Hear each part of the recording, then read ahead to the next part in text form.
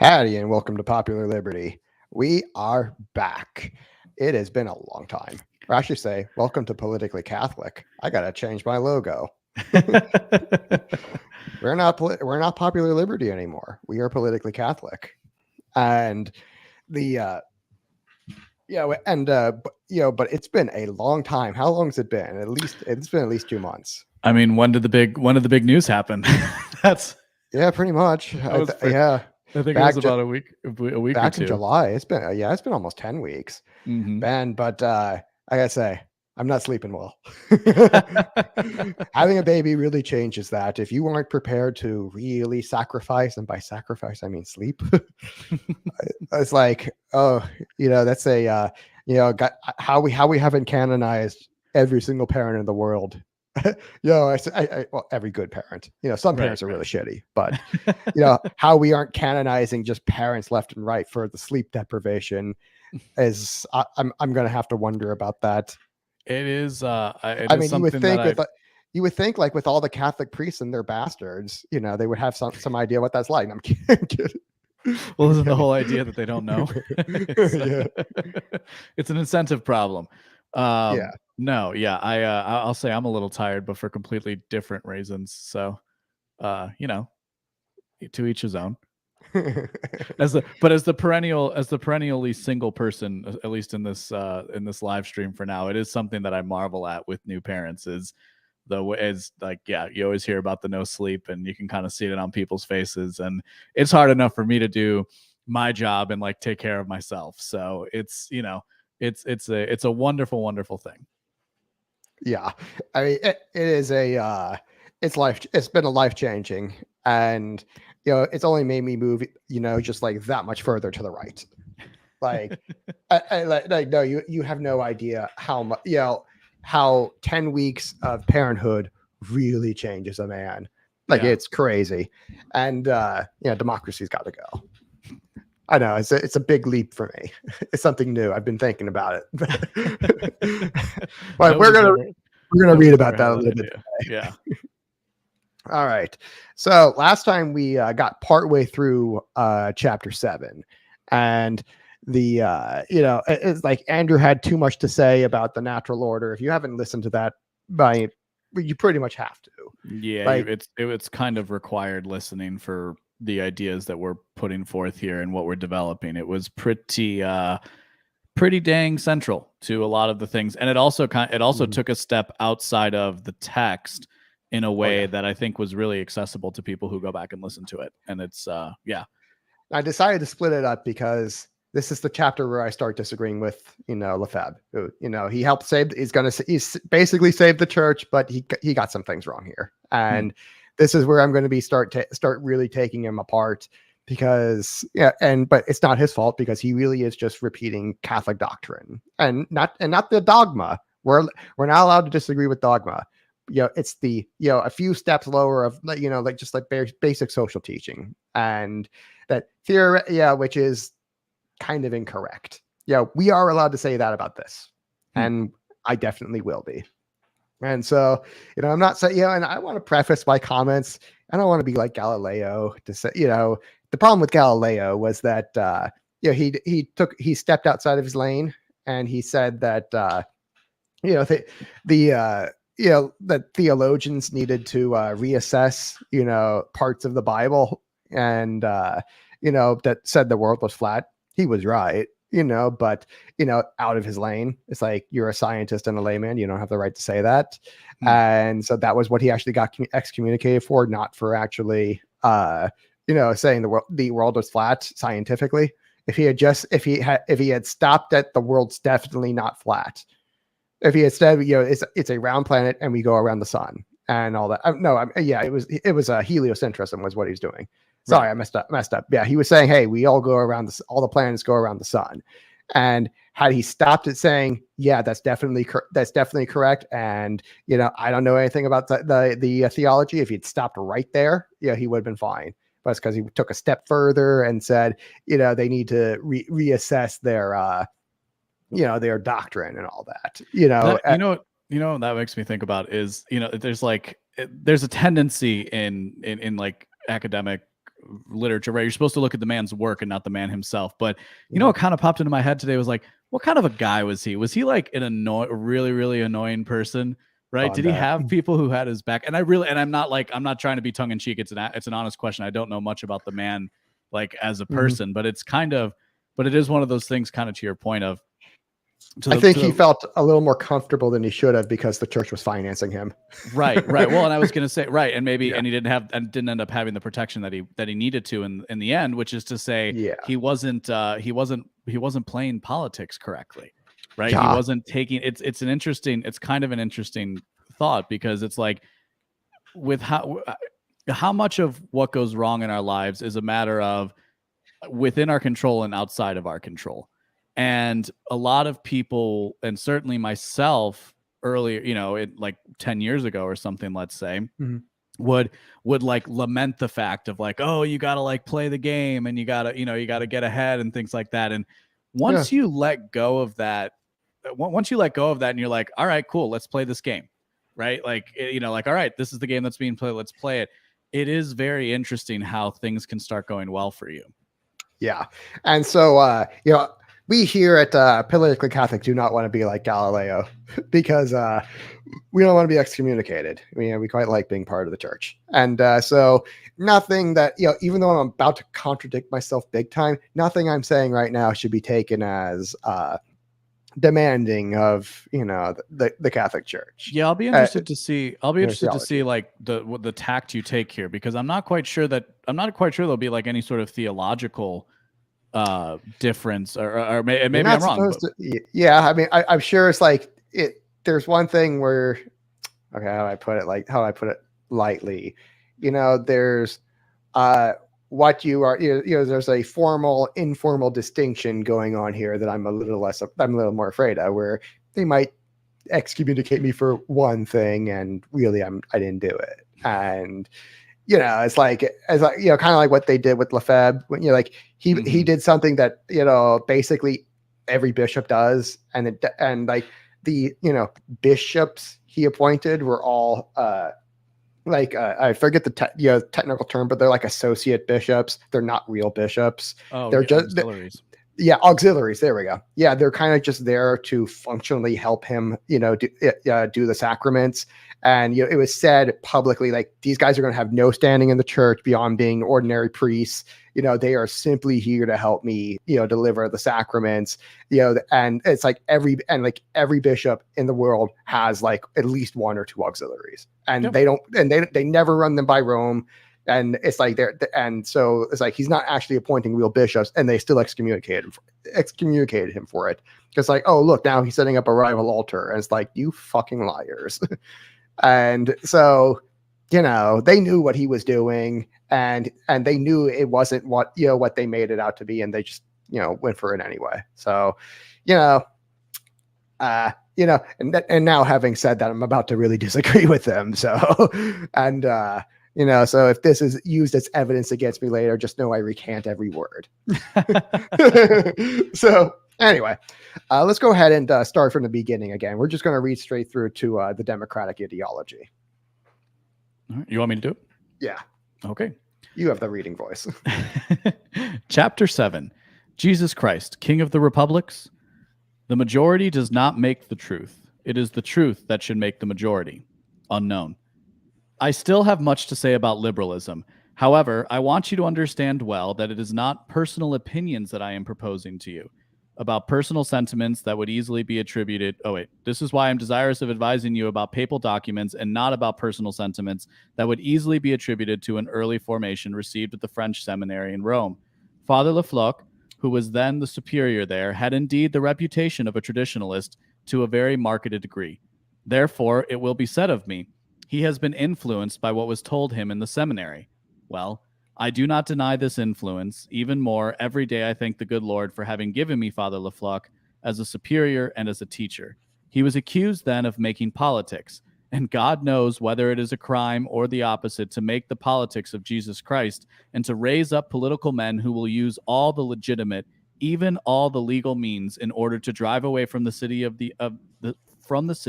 the enemies of our Lord Jesus Christ. Indeed, Father Lefebvre never meddled in politics. Even in the thick of the plot put together against l'Action Française, was misled and condemned. L'Action Française, his successor, Pius XII, had to lift his sanction. The harm was already done. 1926 marked in France a decisive stage in the occupation of the church by the liberal group then called Liberal Catholics, and of the crisis which ensued at the time when I was a seminarian. In return, what Father Lefebvre constantly spoke to us about was the danger of modernism, of Sionism or Silenism, of liberalism. It was by basing himself on the encyclicals of the popes that Father Lefebvre succeeded in securing in us a firm, solidly supported conviction founded on the immutable doctrine of the Church and the danger of these errors.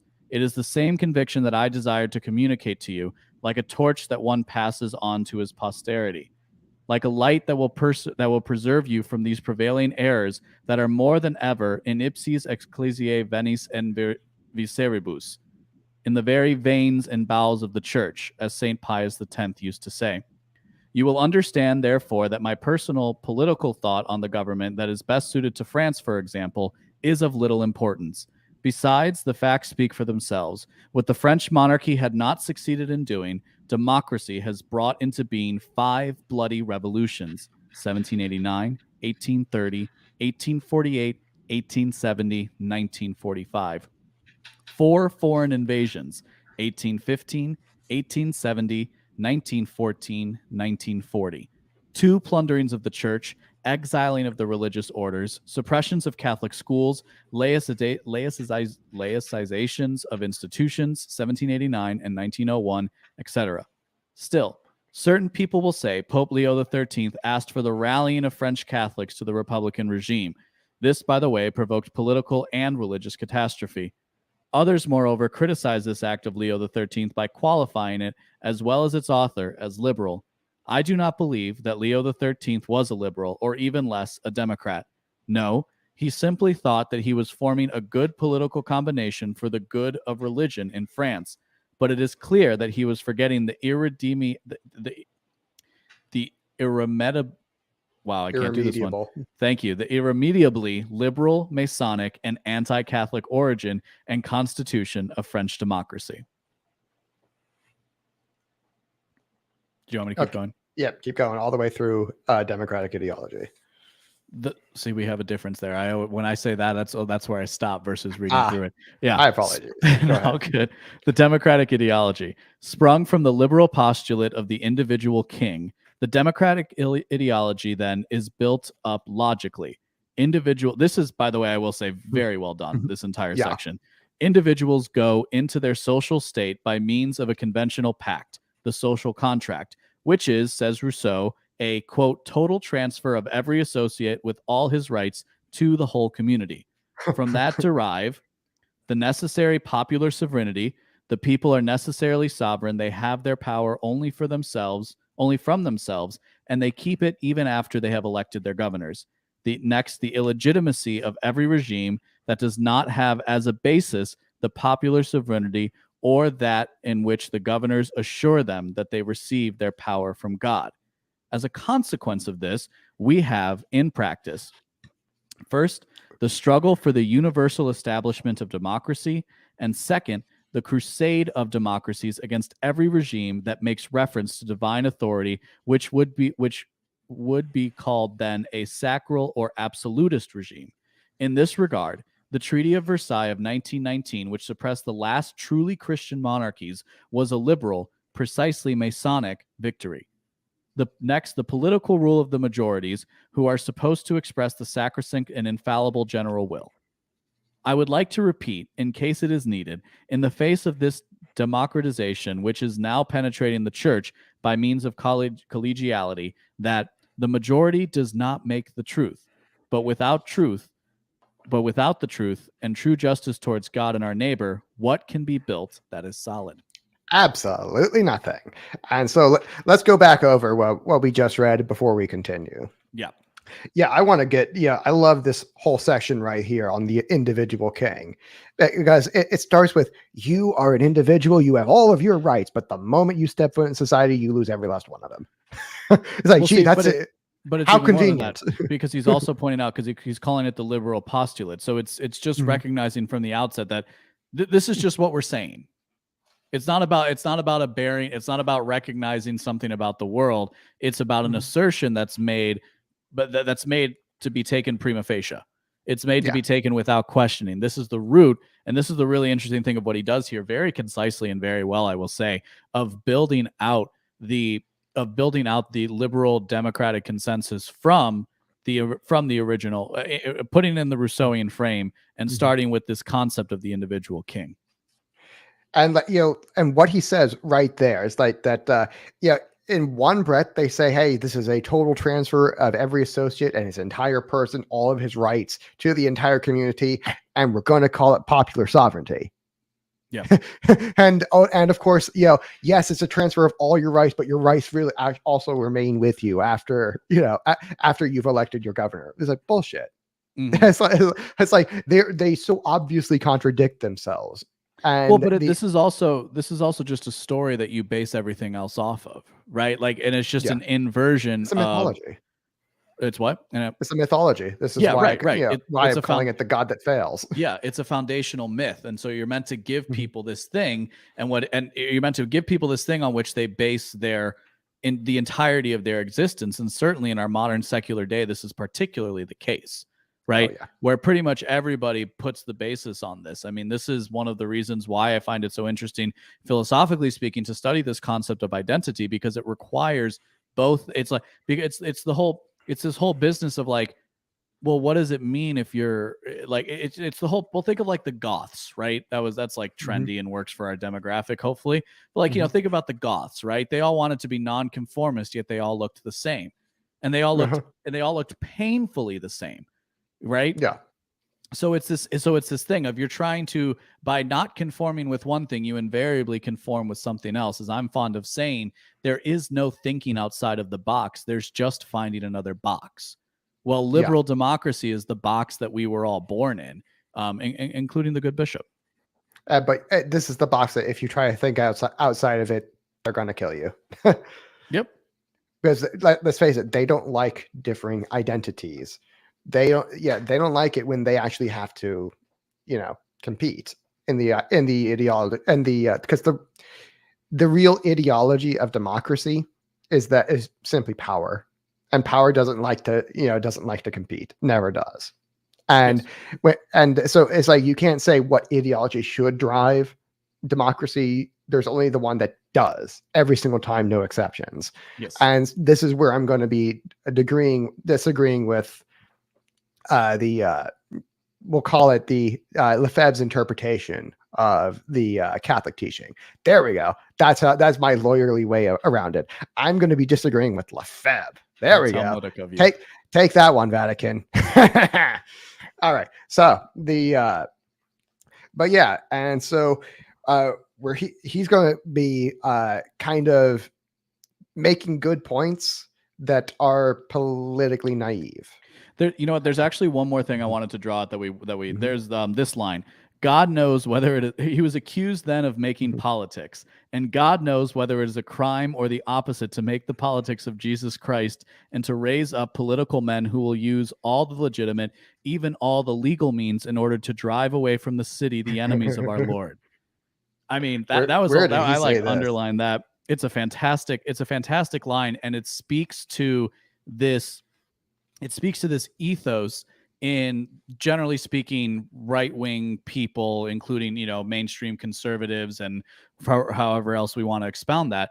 Neutrality is in fact acquiescence, in especially in democratic politics. And basically we've been riding on fume. This is what I've said. I put this in different ways as far as like how things have changed, and we're trying to figure out how we got here, right, in this series. But it's like, it's finally, we're just getting to the point where it's like, oh, okay, fine, it's political, right? You've been telling me for the last 10 years, as I enter the intellectual space and I try to talk about things in a reasonable manner, right? Mhm. You're telling me that your existence is political, that race is political, that gender is political. Well, fine, it's political then. What they're saying is identity itself is political. because democracy cannot tolerate, as much as it divides us, it cannot tolerate division. It always needs to crush the minority because it always needs to find a boogeyman to, and not to go on blame. too much of a diversion, but this is precisely what was put forth in Joe Biden's on the continuing whatever for the soul of the nation, which I just covered in depth on my show. If you haven't listened to it, you can listen to the whole speech with my commentary. But in particular, he made it's very, very clear. There's one group of people that we can't stand, and those are the people who want to make America great again. Yep. If you want to make America great again, you are on the outs. You're not a terrorist. You do not get 30 million terrorists in America. Al Qaeda's got nothing. And that's where we're at, and that's a really dangerous place to be within a society. And it's only exemplified by, and it's amplified by our political system, namely one that's democratic. One more thought before we continue, which is and it relates to the French. It relates to the French in this regard. I've made this point a couple of times now, I think, but the French are on their fourth republic, if memory serves, something like that. They've had multiple monarchies and republics, and they've gone back and forth, and they've had different constitutions. Kudos to the French for at least recognizing that formally within their political structure. Yeah, we do not live within the Constitution. We do not live within the first constitutional order of the United States.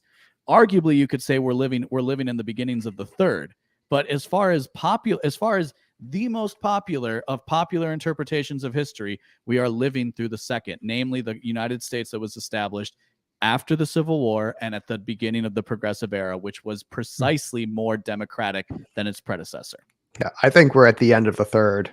And if you think of the first one, let's explain this to people who might be. Would you say FDR then would start the FDR? Okay, yeah, that would be a fair one too. But I think for New Deal is a very different constitutional government. 100%. I think that's a good distinction. Where I like drawing the distinction is American history is taught as, or at least traditionally is taught as Jamestown to the beginning of the Civil War and then the Civil War on. So even in that it's separated as so that's where that's coming from. But I would defer to yours too of being on the end of the third into the fourth. Yeah, I would have gone Jamestown to the Articles and then Articles to Constitution, because the Articles really were a different thing and they were a real shit show. And then Constitution to Lincoln, and then Lincoln to FDR, and FDR into today. Yeah, and because basically what you had at the Constitution we can start there. It basically diverged immediately, and we had all kinds of tyrannies at the beginning. But it kind of settled down eventually, and then we get to the Civil War, where this thing had really turned into a shit show for the South, not for the North. And basically you had the South was paying 95% of the tax burden, and they don't report that part. And they're getting almost none of it back in return. I mean, it was just the North was just using democracy to straight up rob the South. And the South weren't sinless. They had slaves and all that. That was bad. That was very, very bad. But, at the same time, it's when they're paying 95% and getting nothing back, it's bullshit. It's I should say they're paying 95% of what was called the Tariff of Abominations.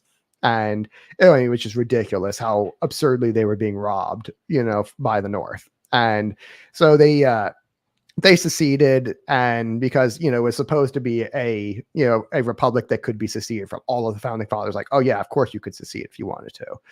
That's literally what we just did from England. And then Lincoln comes along we lied. You can't secede. It's a it's a federation, not a confederation. You're not allowed to leave. And so that was so that was the repeal of the first Constitution, and the second Constitution, which was basically the same, except you can't leave. There's no leaving, or we will kill you by 500,000 people.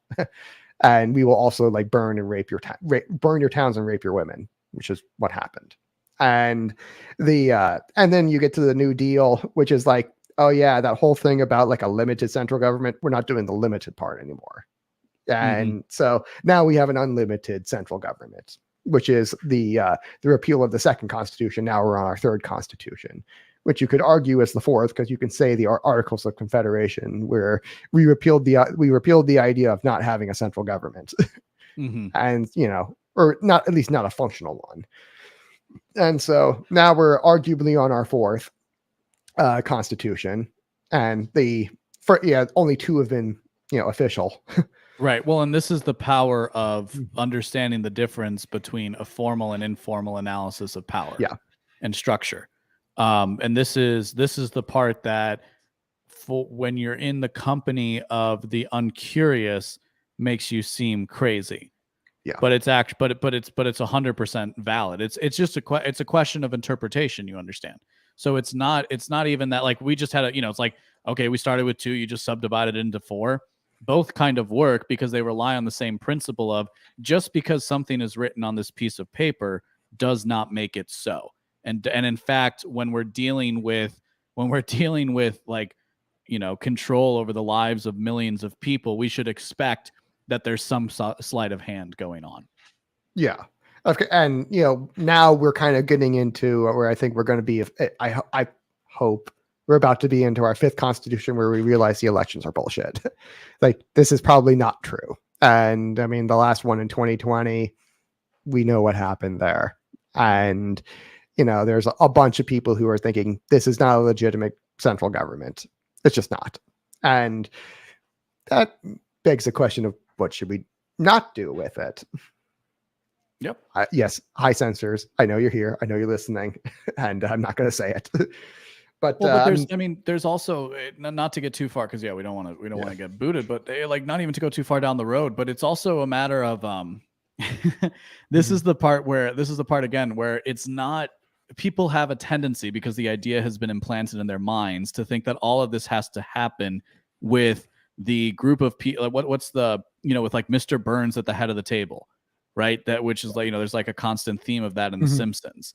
And so that's the thing that people need to wrap their minds around, in the informal and understanding the difference between formal and informal analysis helps elucidate that. And of course, we can also point to the Time magazine article that was released. I mean, they lay out the breadcrumbs for people to find, precisely because they maintain because they have such a good hold over people, and for people who buy into what I refer to as the cult of American democracy, for the practitioners of that, and that's literally what we're talking about here, is democracy as a god. For the people who participate in that, they want that, because that is at the center of their ethos, of their moral core, of their identity as a human, is this story. And let's make this point right here, so we don't have to make it for the rest of the podcast. Or actually, we can do it repeatedly, but we can jump off from here.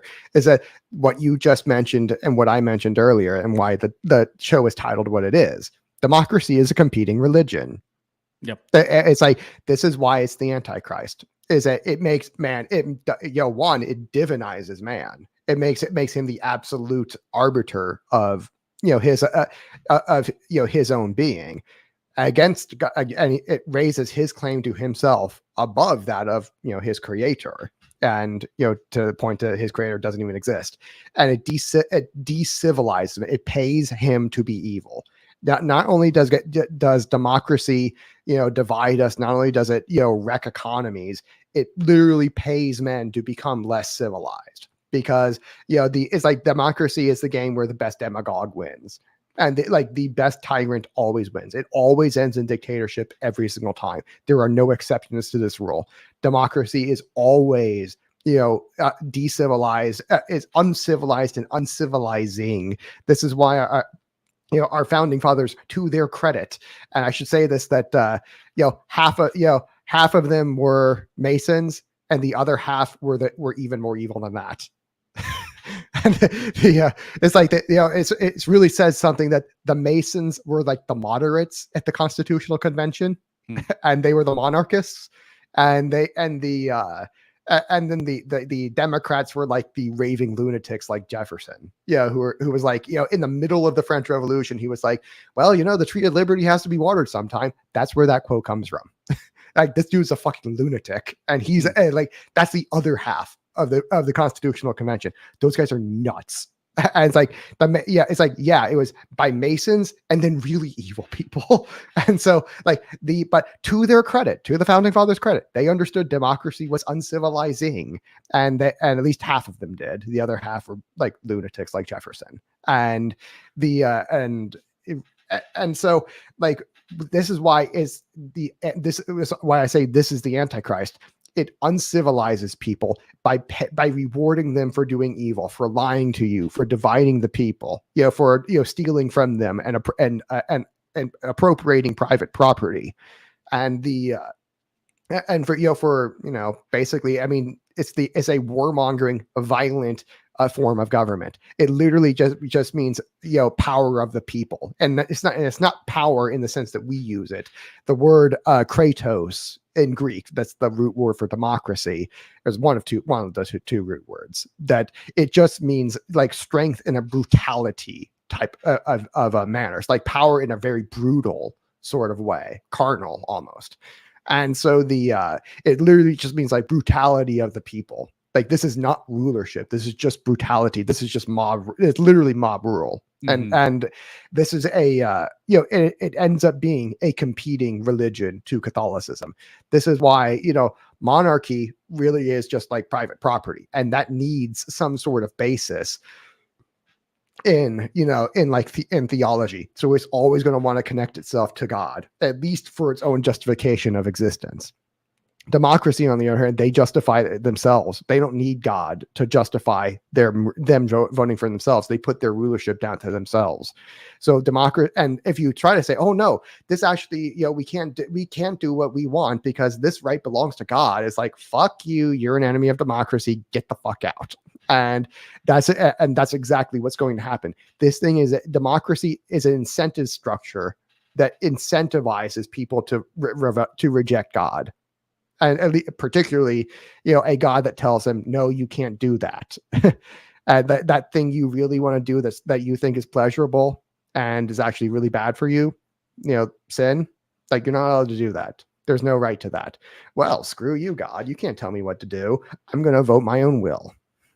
And so this is why democracy is an antichrist. I mean, it's literally a form of government that pays people to be evil.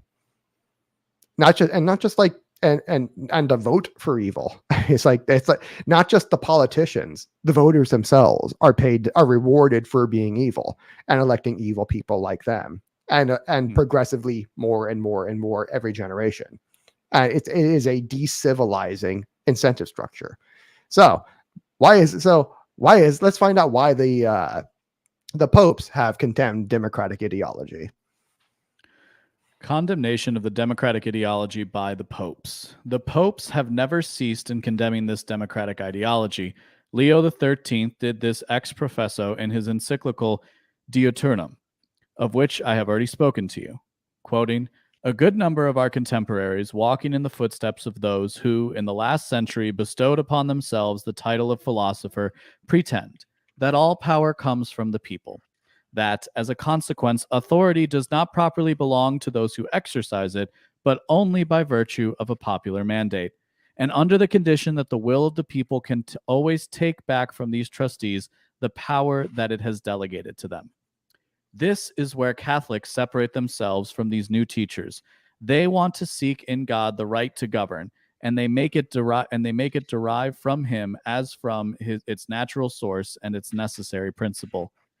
However, it is important to remark here that if it is a question of designating those who should govern the republic, this designation can, in certain cases, be left to the choice and to the preferences of the majority, without Catholic doctrine putting the least obstacle to it. This choice, indeed, determines the person of the sovereign. It does not confer the rights of sovereignty. It is not authority that is established. It is decided only by whom it should be exercised. Therefore, all right, let's put a stop right there. Okay. And they pretend that all power comes from the people, that as a consequence authority does not properly belong to those who exercise it, but only by virtue of a popular mandate, and under the condition that the will of the people can always take back from the trustees the power that it has delegated to them. That's literally never ever happened.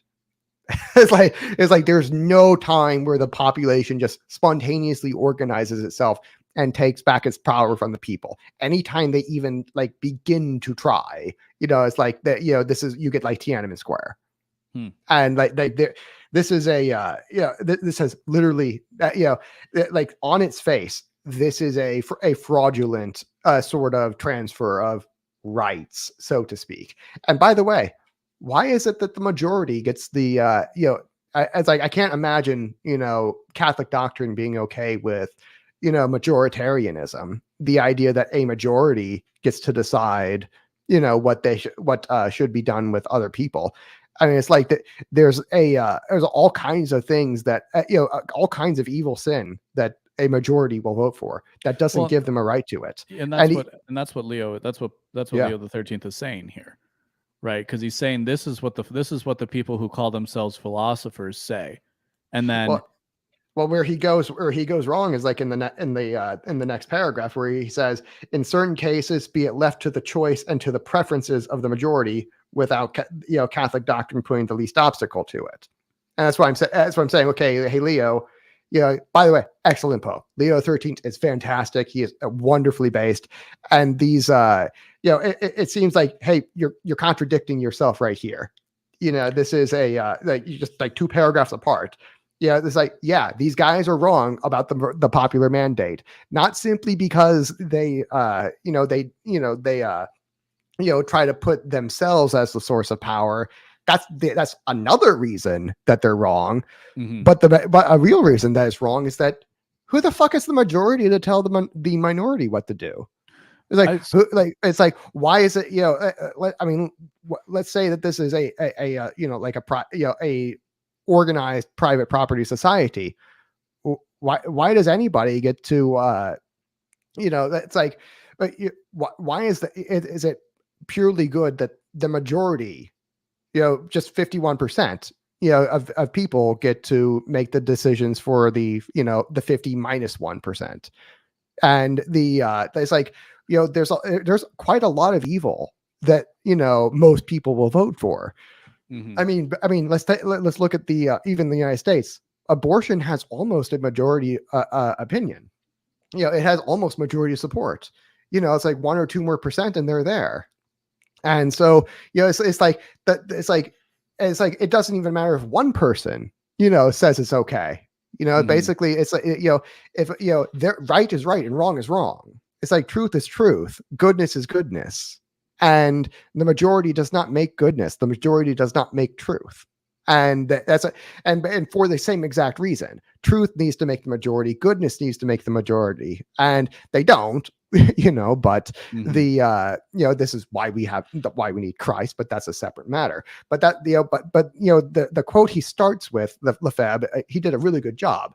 That it's not simply that it is truth that ought to make the majority, is goodness that ought to make the majority. And the majority do not make, just because it's the majority doesn't make it true, doesn't make it good. Right.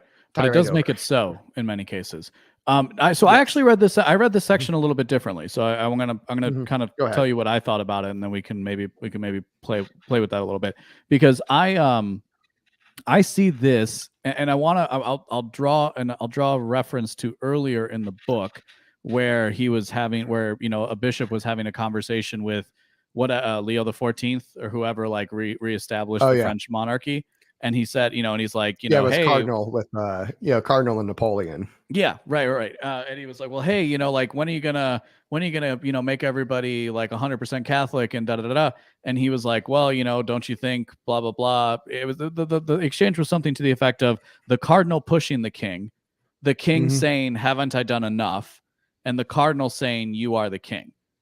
So I want to. Mm-hmm. So while the Pope is a little bit different, how I interpret this as very much in that same vein of conversation, and I think one of the reasons, maybe why you're interpreting it in such a way, or the way you understood it, has to do with, we are, while we're reading these words, we're also more interested in the actual power acquisition and building Mm-hmm. ideas of this, which for the sake of continuity, if nothing else, a good clergyman, even a pope, you know, while he is a king of a kind, even the pope has to walk a certain line.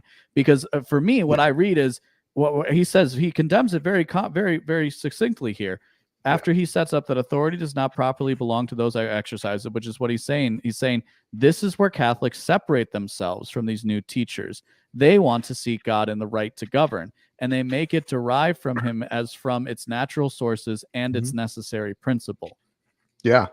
However, if it is a question of designating those who should govern the republic, this is the question of, do I want, you know, if as a slave you can vote to get beaten every day or beaten once a month, are you a bad person for choosing once a month? And I think that, and so what he's doing is he's giving to the people who find themselves in these forms of government, he's giving that, he's like, listen, but you know, given the choice, you really need to vote for the right, you know, the person who's right and not the person who's wrong. Yeah. And even the next sentence of Lefebvre is, therefore all authority comes from God, even a democracy. So it is challenging this conception of popular sovereignty, wouldn't you say? Yeah, it's like what he's saying is that as long as the people say that, okay, my right to vote comes from God, it's like, well, okay, now you can say, you know, now you're setting yourself up for being a violation of, you know, I think it's the third commandment, I want to say, that says you shall not, you know, carry the name of the Lord thy God in vain. And sure, but I don't think that's what that's saying. Well, it's like I'm saying this is what you're being set up for, because because now you can vote for evil in God's name. It's like that. Yeah, that's the. It's not better. In fact, it's actually substantially worse, because that's the one. Yeah, I think it's the third commandment. Is the one he says, "I'm never going to forgive you for this," because what you're doing is you're not saying like, "Oh my God," and God's like, "Oh, I'm not going to forgive you for saying, oh my God." He's a very rational God. He's saying that if you use my reputation to do evil, I'm not going to forgive you for that, because you're just demolishing my reputation, and it's not yours to demolish. Right. But so I guess would you say then that maybe your position is closer to, by even allowing a little bit of the acquiescence, that you're effectively giving people, by giving any legitimacy to the Antichrist, you are not allowed to give any sort of legitimacy to the Antichrist, no matter how you say that. You know, there is no. My position is there is no justifying democracy as a Catholic. There cannot be, because it is a necessarily fraudulent institution that pays people to be evil, and it is antichrist in nature, anti-Christian especially, and will and cannot be otherwise because of its incentive structure. And so just because you're saying that the people have the right from God, by the way, they don't. You know, it's like they have a right of property that comes to them from God. Democracy is not property. These two are antithetical, and democracy always ends up predating on private property, always. And there's no that you cannot legitimize this sort of institution that is necessarily anti-Catholic. It's like saying, well, look, I mean, my right to associate freely, you know, comes to me from God, and that's why I'm allowed to join the Freemasons. You know, it's like, no, that doesn't. Yeah, anybody who see that clearly doesn't work. You know, because that's evil. You're not allowed. You know, there's no right to evil. And what I'm saying is, democracy is a necessarily evil institution that cannot be rectified by any means, because it literally is it's an incentive structure that pays people to be evil, and because it makes all values equal. Yes, because the rich man, the good man, and the good man get the same. It's not even just that it makes all values equal, right? I mean, like, we can stick on this for a little bit, or we can move on, because I think, and maybe because maybe there's more of a case to be made later in the text here, but I find it, I look at even democracy, and I frankly look at monarchy as like that everything is subject to entropy of some kind. And I think it's difficult for me to look at the world and see everything as being totally one thing, especially as it relates to good and evil, which isn't to say that I disagree with where we are currently. It's it's just a slightly different. It's a slightly different vein. You know, you see what I'm saying? Yeah. The difference I would say with monarchy Yeah, while both democracy and monarchy possess the ability to be perverted, obviously, there's no Mhm. good that can't be perverted, basically. Right. But whereas with monarchy, there are strong incentives and there are strong economic incentives that drive a king to be moral. And there's also very strong ones that will drive him to be immoral less of the time. So in other words, you still get a ruler who's good most of the time, whereas like compared to like Republican democracy, where basically everybody except Thomas Massey and Rand Paul are evil. It's like real hardcore evil. It's like not even like a little bit evil, like very hardcore evil. Like we will vote to starve children in Yemen, no problem. Millions of abortions every year, yawn. And it's like these are hardcore evil. Evil people. And it's like, I'm certainly not disagreeing with your interpretation of having been where we are. But it's always been that way, and it always will get to be this way. There's no rectifying democracy, because it's like it pays most people to be very evil most of the time. And whereas with monarchy, it's like the one monarch is heavily incentivized to do the best job that he can and not fuck it up that badly. And it's like one has like a 30% chance of failure and the other one has a 95% chance of failure. Exactly. 30% chance of he's going to be okay. 30% chance of he's going to be retarded, or he's going to be like Joffrey. It's like 30% chance you get like a real a buffoon. 30% chance you get like it's someone who's like semi-competent, and 30% chance you get like Charlemagne. It's like it's like this can be good. And so there's a strong possibility for the monarch to be a decent fellow. Well, and let's punch this up a little bit too. Who also has an incentive to get hit. He also has a strong incentive to put his sovereignty up to God, not to himself. And what I was going to add to your point, right? Not to the point I was making, but to your point, just lost it. Oh, with the difference in differing quote unquote monarchies, let's say, versus democracy. Whereas because again, the root here is the idea of without limit, and he draws the point just a couple of pages ago here of the struggle for the universal establishment of democracy and the crusades of democracy to boot. So it's so what ends up happening in effect, it's not even that you can go and find, because you can go and find a better democracy, right? Whereas like if when let's say we're living in a world and where there are these private monarchies, as we've kind of been putting out here on the show as a possible form of government, you would see the fiscal solvency of one and the fiscal insolvency of another, whereas with democracy everything is just fiscally insolvent. Yeah, I mean, with democracy, it's gradations of evil, and there are no good democracies. Particularly not in the long run. You might get like a real short term, good one like Garcia Moreno, who then got assassinated by Freemasons. And you might say the republic devolves, right? And that's always, and it's a necessary part of it. Again, I think the back to my entropy point. Yeah, I mean, it because it pays people to always squander wealth. Every single generation is going to get poorer and poorer and poorer, and you might have every now and then you get a revival and a renewal, like what happened under a few times under Rome was happened like maybe once or twice in America. It happens where you'll get a renewal every now and then, or you get a windfall of some sort. But it's always a pause in the general trend, which is always towards Byzantium. Which is why Keynes won the 20th century and not Mises. Exactly. And you could have just said Cain won the 20th century, but anyway, the democracy is always going to make people poorer. Because of that, it's always going to make people poor. It's always going to make people more desperate, and people are a lot more willing to do evil when they're desperate, when they're not, than when they're, satiated. And this is it's an ideology that cannot be rectified. There's no way to do it, and it's evil by nature. And so you can't give it any sort of legitimacy. You can't say, I have a legitimacy to do evil that comes to me from God. Like, no, that doesn't work, because that by putting the democratic right to rule, so to speak, to God, It's like that you're just, putting a right to do evil to God. It's like, no, that's wrong, heresy, wrong, can't do it. And that's that's like the theological reason why. But again, the incentive structure is what guarantees that this will always be the case. It's never going to be fixable. And the founding fathers should have known better, frankly. But half of them were like satanic retards, and the other ones were Freemasons.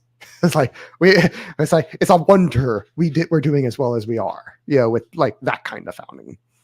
So let's continue. Well, and if you think about it as just a matter of consuming future resources for today, what you basically had was one of the richest continents in the world at your fingertips over the course, and extrapolate that across 200 years. And we're still not done cannibalizing it. Therefore, all authority comes from God, even in a democracy. All authority comes from God. This truth is a revealed truth, and Leo XIII devotes himself to establishing it solidly on Holy Scripture, the tradition of the Fathers, and finally reason. An authority originating from the people alone would not have the power to oblige in conscience under pain of sin. We'll say in Pacem in Terris, that one stirs up in everyone the search for the common good. Authority is above all a moral force. Quoting, and it speaks a lot to democracy that it does everything it can to get rid of traditional morality, because this is its incentive structure. Weak people are easier to rule over. It's as simple as that. Yeah, and they're not able to fight you back the same way that a strong because again, authority is a moral force. Mm-hmm. It's like immoral people are less able to enact force against a ruler. Well, and that's why they're easier to rule. What's the common construction of the political landscape currently that we need to recalibrate? Right, it's one between authoritarianism and libertarianism, broadly speaking. That's how most people conceptualize the bounds of political power. And the policies to take. And one thing Lefebvre pointed out a while back is that back in the Middle Ages, the force of unification were the corporations, because they had a properly built incentive structure that unites the aristocracy, the middle class, and the underclass, that properly unites all of their incentives together, which is why they were unifying forces, and why the French revolutionaries did their best to get rid of them first. Before we continue, shout out, I'm assuming Jason from 2-Bit Podcast in the chat. The Nicene Creed wasn't created to enshrine God, but to exclude not God. Do our Orthodox friends like the Nicene Creed, or is that too rational for them? Well, I think they do. Yeah, they do. That was the kind of pre-reason. It's all of that came from God. They didn't use reason at all to build the Nicene Creed at all. Not even a little bit. We're teasing you, Jason. Yeah, but anyway, we're just teasing you, buddy. Go follow 2-Bit Podcast. Yeah, he's good. I think they had I'm not sure if it was on Justin's. It might have been on Justin Campbell's show, but him, Justin, Jason, Justin, and Matt did a show tonight. I did not get to watch it. I wish I could have, but it's either going to be on Jason 2-Bit's podcast, or it's going to be on Justin Campbell's show, and you guys should definitely go check it out. I don't know what they were talking about, but I'm sure it was good. Oh, I think it was Blake Masters. I think they were talking about Blake Masters. So is always going to be good. Let's continue. Authority is above all a moral force. It is not man who has in himself or of himself what is necessary to curb the free will of his fellow creatures by a bond of conscience. God alone, insofar as he is the universal creator and legislator, possesses such a power. Those who exercise it need to receive it from him and to exercise it in his name. Finally, Leo XIII devotes himself. That, by the way, I interpret that as saying use your powers for good. Well, it's like that's the only thing you can use it for, because if you use it for evil, you will lose it. The more you use it for evil, the more you lose it. Again, that's a function of real economics too, because if you remember that Catholics teach that sin has it does not partake of being.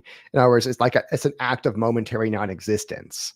So it's an act which has no existence, has no value. It cannot have you value. It cannot have utility. It cannot satisfy you. And because, it doesn't exist. that which does not exist can't have something that does exist, like, you know, value or utility. And so if you are using power for evil, that which does not exist, you are necessarily sacrificing your power to non-existence. And, you know, and it kind of makes sense economically that if you're doing evil with your power, if you're always predating on private property, you're going to be destroying the economy. You're going to be destroying your source of wealth, consuming it to the point where there's nothing left. And you go from, you know, being the biggest empire in human history, like Rome, and being to like 1,000 years later, you're Byzantium, and you barely have, you know, force outside of Constantinople's walls.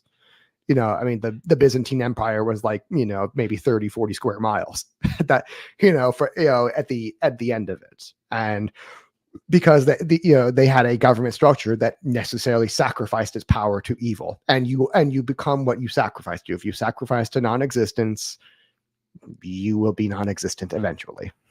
And that's why the wages of sin is death, non-existence.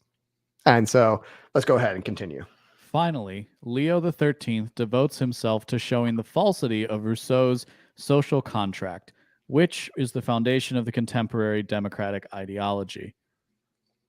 The church does not condemn democratic regime. I have a feeling we'll have some difference of opinion here. What I want to show you now is that not every democracy is liberal. There is the democratic ideology and there is the democratic regime. If the church condemns the ideology, she does not condemn the regime. That is to say, the participation of the people in the power. I think he's being a little sly here, but let's get to the end of this section. Yeah. St. Thomas justified the legitimacy of the democratic regime. If all have a certain part in the government, by this indeed the peace of the people is preserved. Everyone loves such an organization and looks after preserving it, as Aristotle says in Book 2 of his Politics. Without preferring democracy, the universal doctor considers that in the concrete, the best political regime is a monarchy in which all citizens have a certain part of the power. For example, in choosing those who govern under the monarchy. This is, says St. Thomas, a government that well combines monarchy, aristocracy, and democracy. The French monarchy of the old regime. We can't go on. Okay. We can't allow this to sit. This is, you know, this is where I say, okay, I think the church is politically naive. And I'm going to put it like this, because they're technically, you know, even as though the church is definitely a master of philosophy, except when it comes to politics, because politics is not a philosophy; it's an economics. You know, economics is a philosophy, and politics is a subset of economics. But you know, economics is more of a hard logic type of philosophy. You know, it's like there's no like real opinion in economics. It doesn't work that way. This is pure logic. It's really an extension of it's not an extension of ethics. Ethics has a role to play in it, but it's really an extension of metaphysics and logic itself, which are two distinct branches of you know, philosophy, and economics is a synthesis of them. And so and logic doesn't really bend. It doesn't just say, well, I think it works this way, therefore no.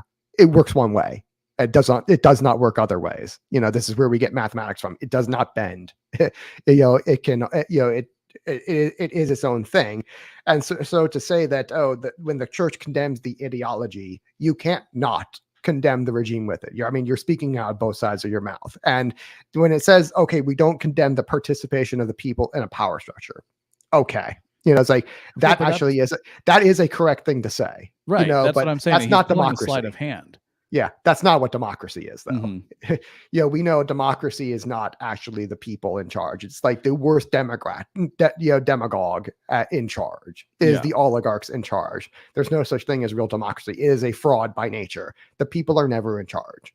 And and to say that it's like, I mean, St. Thomas is quoting Aristotle. I'm just going to give St. Thomas a pass here. He got this one wrong. But you know, he lived in a time of monarchy. But what is it precisely that it gets wrong? All that's quoted here is if all have a certain part in government, by this indeed the peace of the people is preserved. No, it's not. That's the point. It's like democracy is perpetual But that's civil not. war. But that's what I'm saying. It's not quite. What people are using Yeah. these words and then putting democracy on top of it. Here's what I would say, because here's how I actually interpret it. Is it's closer to saying like that you have to. It's this like it's the same reason why British people and the Commonwealth across the world are lamenting the death of Queen Elizabeth II, who was by everybody's account merely a figurehead. Yeah. Right, someone of very little practical authority, but somebody who had invested in them a degree of moral authority, right, and seen as an overarching leader. Perhaps I'm being too philosophical with my interpretation. I'd be willing to hear out why that is. But when I read this, I see this as saying like, listen, it is probably best that everybody has a part in the, everybody should participate.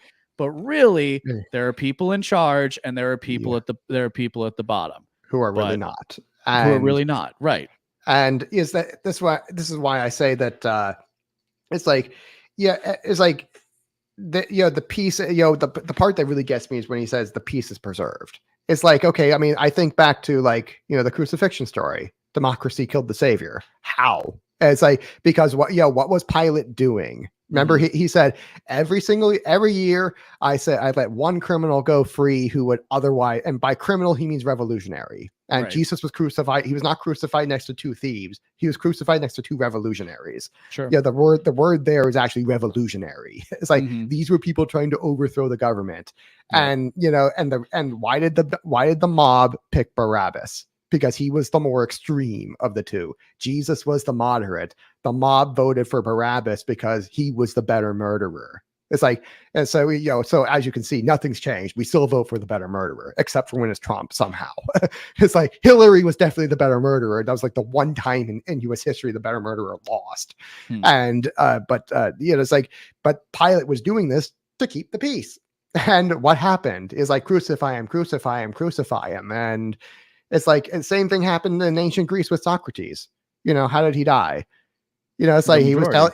Yeah, it's like the majority said, would that the majority could be capable of great good for them, or be capable of great evil, because that would mean they're capable of great good.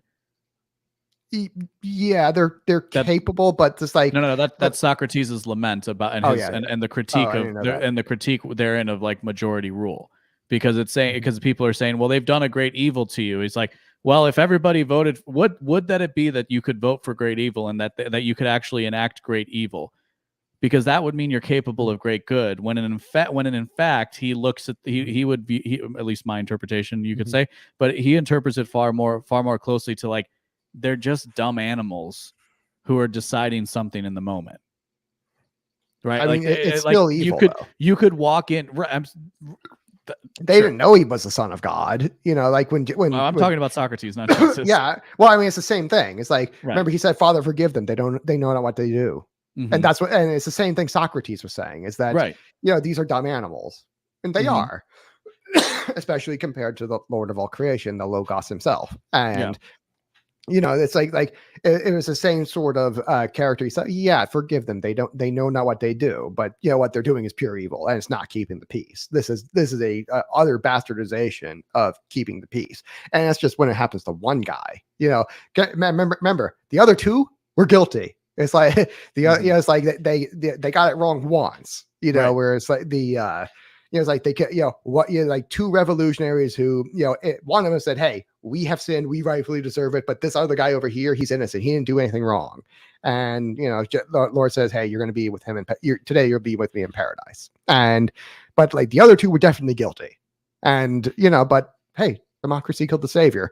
And this, because it does not keep the peace. It does not make the people love it. And at the end, people hate democracy. The reason the dictator takes over is people are relieved.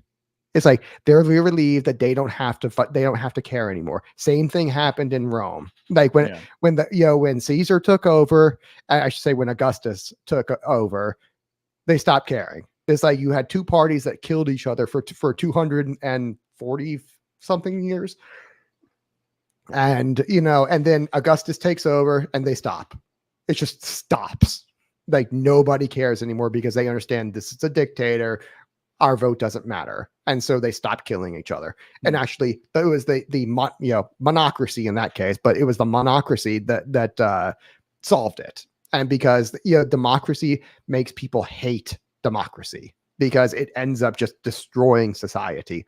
And even dictate to the point where even dictatorship is better. Kings are much better, and it's a big step up. I was stuck on this on the phrase "keep the peace," because in a way it does, but it's at what cost, right? That's the economic question. And from there, my mind actually jumped to a hypothetical, and that hypothetical goes something like this: if you're if you have kids, right, and you have 2 kids and 2 boys, let's say, and those 2 boys are fighting, do you let them, at what point do you stop their fighting, right? Or when a child is reaching for a hot pan or going after something dangerous, it is interesting for me to ponder that at the population level, that we're not actually living through something like that, at where we are within democracy. Does that make sense at all? I'm kind of following it. Okay, so basically, given that God is the Father, right, and we are His children, isn't it? And it's like, and given that we have free will, it is actually part of it is like, look, it is like, look, all right, you guys want to do this? Okay, it's not going to go well for you. It's going to turn out really, really bad. But sometimes you just got to learn that lesson, and maybe that lesson has to be lit. And my view of the world and of history is that lesson is just something that has to be learned time and time again. And it's very easy. It's very easy to say what we're saying where we are and seeing what we can see. It's much more difficult a proposition made 100 years ago, not only as a matter of technological advancement. That's true. As a matter of technology, but also just in practice of where things were, because the farther back in time we go, the closer we are to the better order that existed before. Yeah. And so better people. It's like you had a lot more righteous people back then. Remember, our thesis, at least for this show, as we stated last time around, is that sovereignty is there actually is no one sovereign. Yeah. And the sovereignty is in the right relationship of righteous people to each other. It's like that is where sovereignty actually exists. It's not in a person. It's in a relationship of righteous people to each other, and that is how sovereignty is actually communicated to the people. This is what's actually consistent with Catholic theology, and so it's like basically where the Spirit of the Lord is found, there is liberty. I think pretty sure that's 1 Corinthians, I want to say, but it's definitely from the Bible.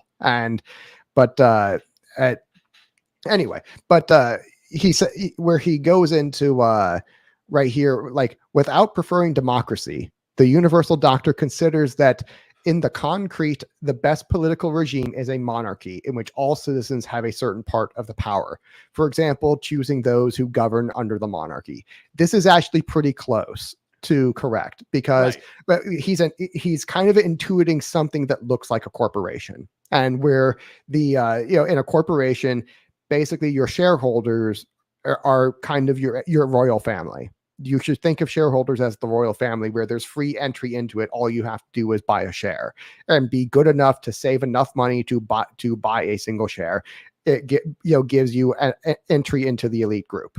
And, it might be a very, very, very small fractional minority of it, but it's still something. And basically what you in other words, what you have to do in order to enter into the pool that chooses the actual, the regent, basically your managers of the company, your C-suite, these are regents or ministers. And particularly in a Davidic kingdom sense. What I love about our conversations is that we're very much we're on the same vector. We're just taking different approaches.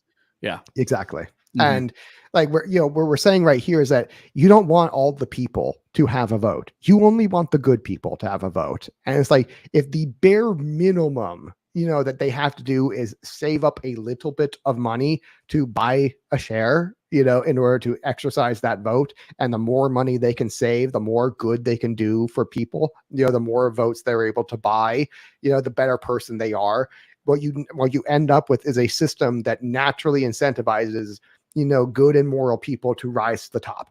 And by good and moral, I only mean people who have done good for other people and been paid money for it.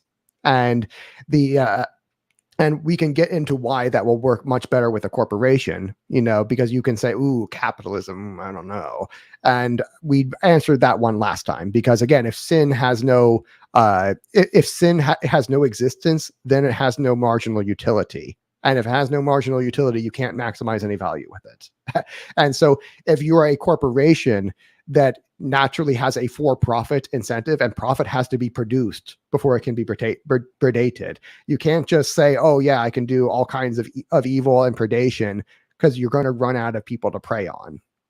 That's because eventually you run out of wealth. So if you're a for-profit corporation, you're going to recognize that, or I say a for-profit state, you're going to recognize that eventually you run out of people to prey on, and you can prey on other people, but not your own. It's like your own people have to be productive. And, but therein lies the issue, is that if you want to actually value maximize, you have to allow for a lot of production, and like quite a lot.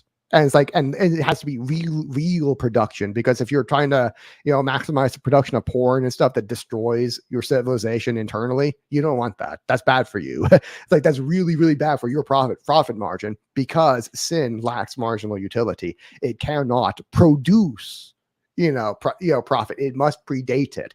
Even like the porn industry, that's why we say it's exploitative, because it's stealing from marriage.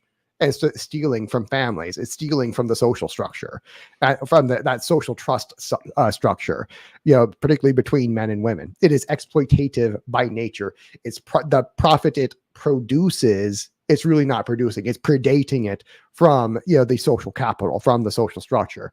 It's not really being productive. It's a false production that ends up destroying your civilization over time, because it destroys the family unit, which is the foundation of your structure. And so, if you have something like that, like what Thomas seems to be intuiting here, is something that's similar to this structure.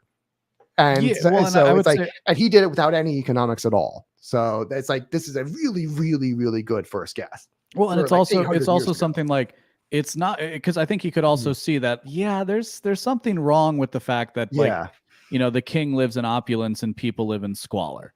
Right? Like you might say that's the way of things, but you can also look at it, and as a Christian, you're kind of supposed to, I would argue, you're supposed to look at that and say there's something off here, which is why charity is so important. So I think that's where I said, or like the king has 10 mistresses, and it's like something's up here. There's something not right. It's like, I can see it in the incentive structure, to where the king really is just in it for himself. And that's the problem right there. He's completely in it for himself. And to some degree, that really helps the church, because, the king, as he does have a profit incentive, but he has no accountability to anybody. That's the problem, is that whereas like he has all of the power and he's exercising all of it, but he has no accountability to anybody except himself. And so whereas with the corporation, the CEO and the basically the regents of the corporation are accountable to the shareholders, who will vote them out, and very quickly. What I would say is that there's like, if you're trying to get a group of people to go in a certain direction, and maybe you've been out drinking for the night and you're trying to get everybody to like, hey, we're all going this way. Come on. There's two ways you can do it, right? You can kind of like gently guide people, let a couple people lead, and just kind of make sure that nobody gets left behind. Or you can grab people by the scruff of their neck and you can drag them across the street. I would argue that the good bishop here is doing the former instead of the latter, where it's a little more of the guiding here, because again, I think he's being a little sly, because he's saying, well, what he said at the beginning was that, I'm not trying to push my own opinions, and I'm sure his own opinions were quite a lot more severe.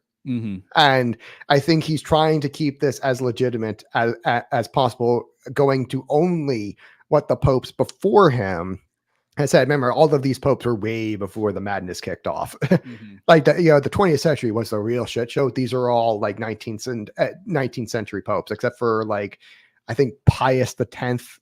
I think he's the last one, and he dies, I think, right before or like immediately beginning of World War I. So he didn't live to see the real shit show kick off. And Yeah, and so I think he's the last of the Pius. I think Pius X, or here. I might get my Piuses confused, but the anyway, no, it would have been Pius XII. It would have been Pius XII. I take that back. 12th. Anyway, but this is the where the good doctor, he's 800 years back, so like way before the shit show kicked off. Not even we didn't even have Protestants back then. And so he made a really, really good guess. He could see something was up, so he could see there's corruption, and that's clearly not what's supposed to be happening. He didn't know quite how to fix it because he did not have any economics. You would need economics in order to know how to fix this. Yeah. Or you could take a really, really, really good fucking guess from just the Trinitarian nature, the way I did. I mean, that'd be a fantastic. I mean, you'd be like near godlike intelligence to be able to do that, but he didn't do that. He did a good guess though. I want to point to one more thing, which I think is going to that sleight of hand in the formal and informal analysis, because I circled ideology and regime, where he talks about the democratic ideology and the democratic regime. And I think he's using regime in a different way and ideology in a different way than we would actually use it today. And either it's a consequence of language and translation, or it's just a different interpretation. Particularly because you and I are both Burnhamites. Right. We've read James Burnham. We know that, the former is bullshit and the second is lying with, it's using ideology as bullshit, right. in order to lie to the people. Because the ideology is the spiritual component, we might say. It's the moral foundation of it. Whereas the regime is more of the practice of it. And I think I think that's the sleight of hand. He's calling the people the regime, and he's like, we're not condemning the regime as in the people themselves, right? Specifically the participation of people, the participation of people in power. You're right. You're right. Actually, that is a real sleight of hand right there. I didn't quite catch it, but you're right. It's like to say we're condemning the ideology. Is to say he's using regime in a different sense here. That's it's the he would be having to condemn the Republicans and lowercase r Republicans. So he is employing a sleight of hand here, right? Because again, to the point, like you're the whole conception of buying a share within a company, right? Like that's like that would participation. That's participation. That would be part of, I think, what he means by regime. Yeah, and so the regime itself would be those participating.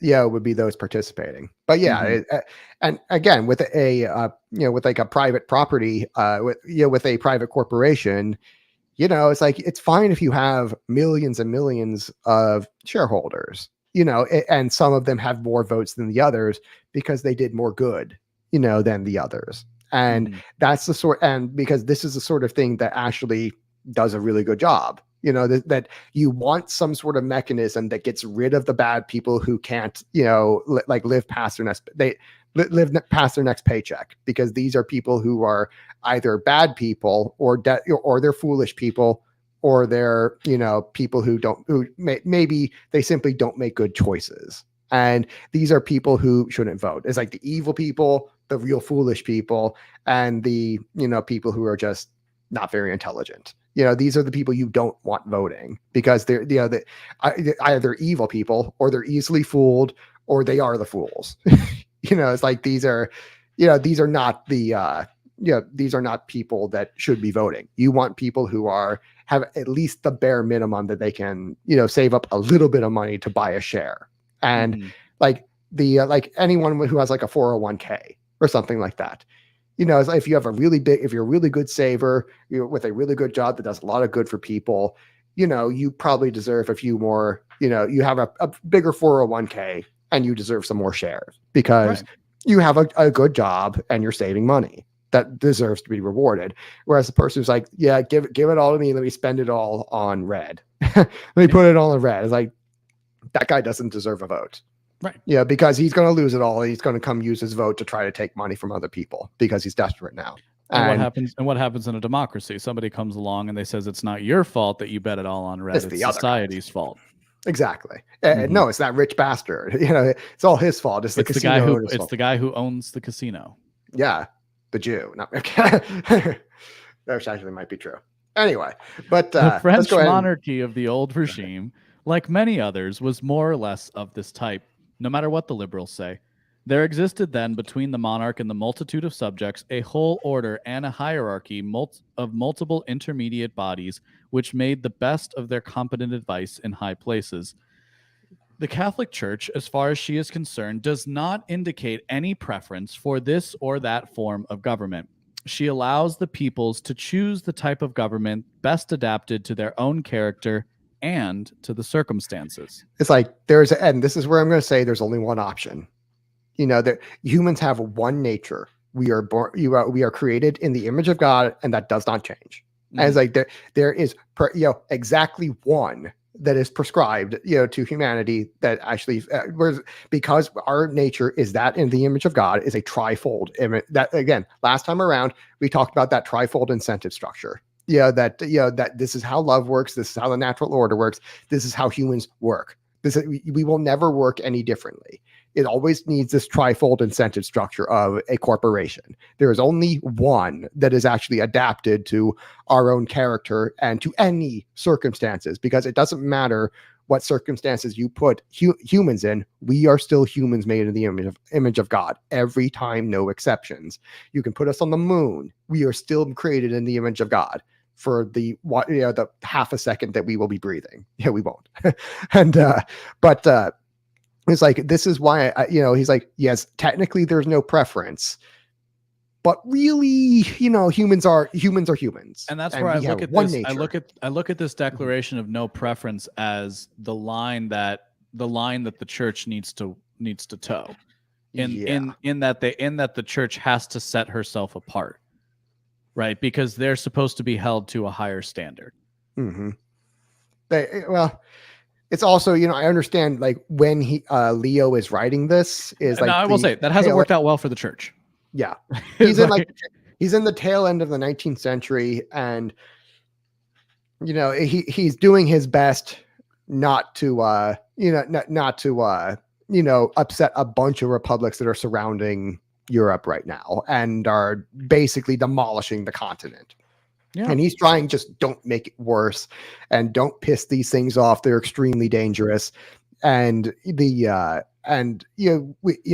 trying to, be, politically, he's trying not to piss them off. He's trying not to make the states feel threatened, because the moment you say that, oh, actually these democracies are satanic by nature and they can't possibly be reformed, it's like, well, okay, I can tell who's going to get assassinated next month.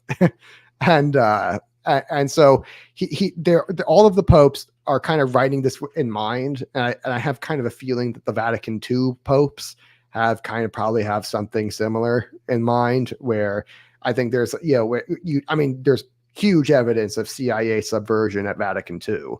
And I'm thinking that probably came with quite a number of threats along with it. And, I can easily, I don't have evidence of those threats, but I'm guessing that they're there because there was a real paradigm shift there. Well, and why wouldn't somebody who's trying to subvert institutions that are trying to subvert the world for democracy, as it were, why wouldn't they?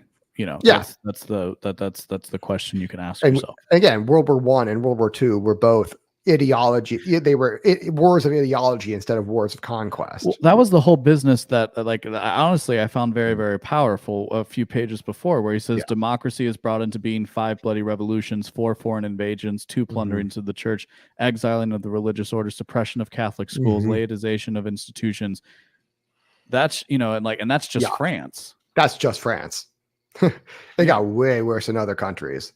So So nothing. So quoting again, I believe from Leo XIII here. Nothing prevents the church from approving government by one person alone or by several. Again, notice the sleight of hand. Provided that the government be just and ordered to the common good.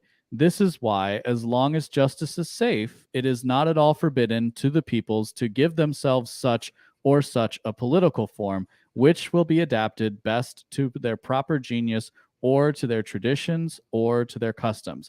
Again, to reiterate, this is why, as long as justice is safe, and it is not at all forbidden to give them, right?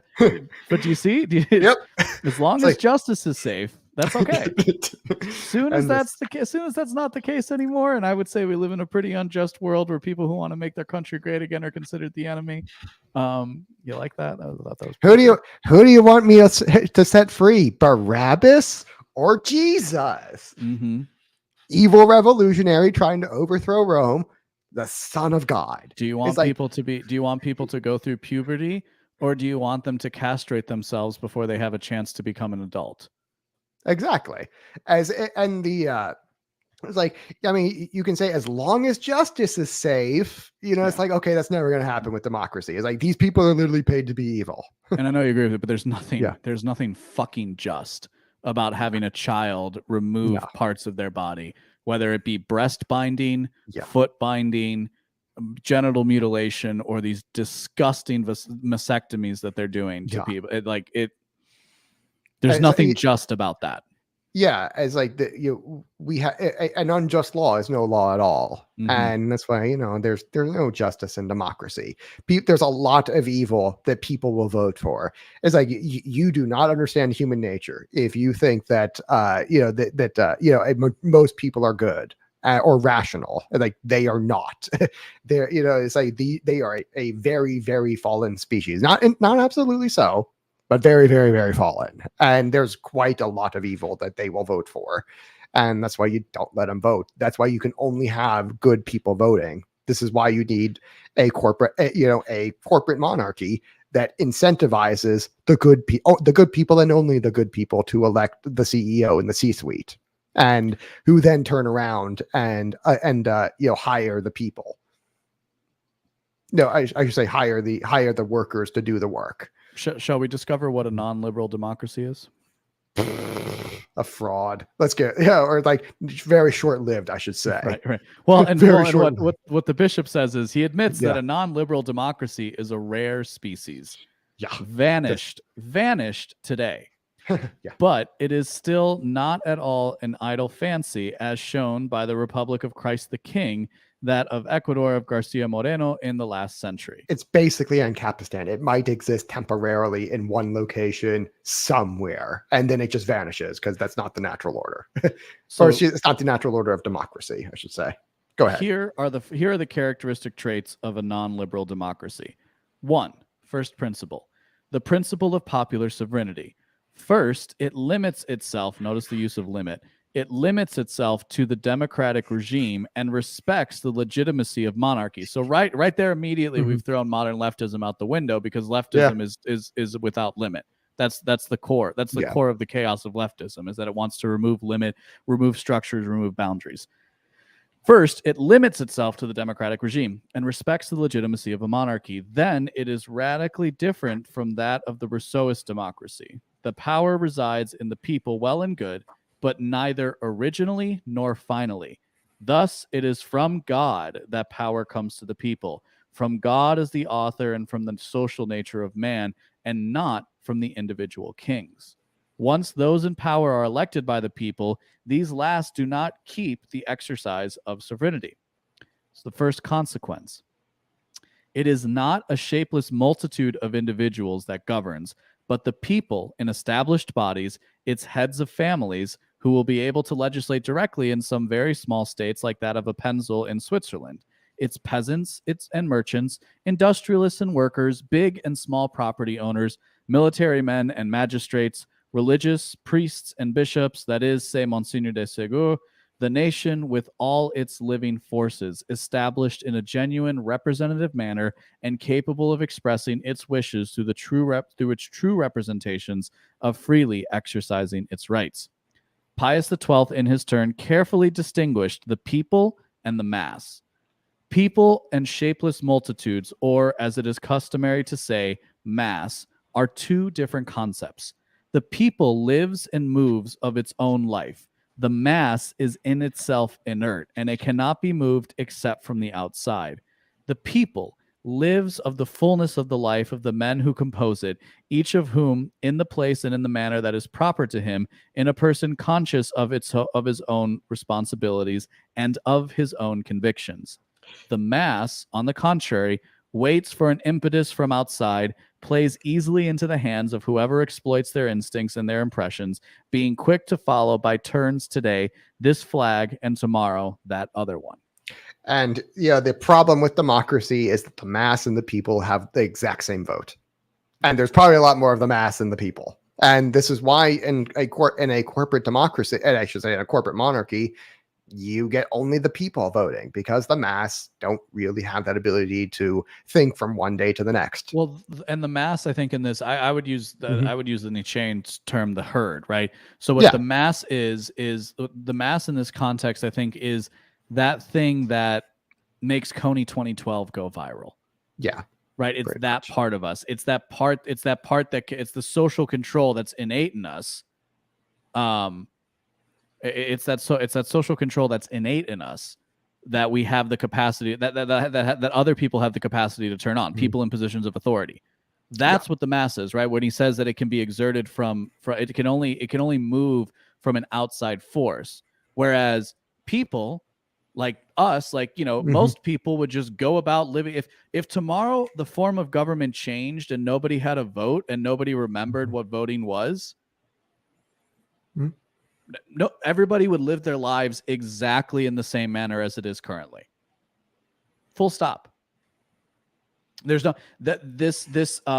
this modern contrivance that everybody has to have a quote unquote sophisticated political position because they're participating in the cults of American democracy is so antithetical to the way most of human societies have always been set up. And it gives people, to the point of individual kings, it gives people this grave responsibility that most people don't want and most people can't handle. Well, remember, God is a personal God, not a mass. You know what I mean? He is like that is what he's got. That's what he's believed in a God of mass, right? The Greeks believed that the gods were pushing the mass of people, right? Versus God is not like that exactly. Well, and for here, because we're made in that image, we're made to be people. We're made to behave like God. But when we behave like animals, we're just behaving like a herd. Like the mass. And herd is another really good way of putting them, because that's exactly what a herd is. It's just moved from the outside, and it's really easy to just herd people along like they're herd animals, because they are. And he says the mass, on the contrary, waits for an impetus from outside, plays easily into the hands of whoever exploits their instincts and their impressions, being quick to follow by turns today this flag and tomorrow the other one. And what another thing he says right here, that thus it is from God that the power comes to the people, God as the author and from the social nature of man, and not from individual kings. This is why I say, the natural order is love.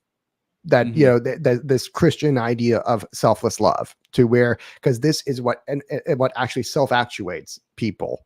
To where you've gone beyond the animal, and now you're at a personal level, because this is in fact what God does, and he's acting as a model for us to follow. That would be another good way of distinguishing it. That the mass is us as animals, yes, right, and the people are us as actual humans.